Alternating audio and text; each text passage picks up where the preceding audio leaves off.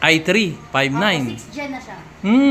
Diba? Makakapamili talaga kayo dito sa computer trading, second floor sa IT Trading Center. Ano po yung iba pa? Alin po? Ito po, meron din pong Celeron second gen, Pentium, Athlon, i3, i7, 3.9 lang po. Pinakamura po ito po 1.5. Celeron second gen po. Okay, galing. Pero yung pinaka bestseller mo o kaya yung may re-recommend mo sa akin at sa ating mga viewers mo? Yung ano po, Ano? ito po Dell, i5 4th generation po.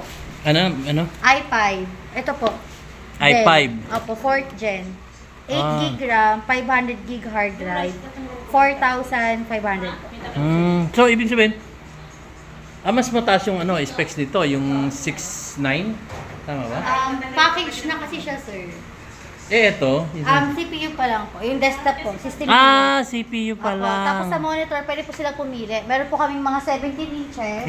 Yung ganito po, 1,000 na lang po siya ngayon. Okay. 1,000. So, 5.5 lang siya with set na siya. Okay, galing. Tapos keyboard, mouse. Oo. Tapos yung mga monitor, pwede po kasi ganun eh.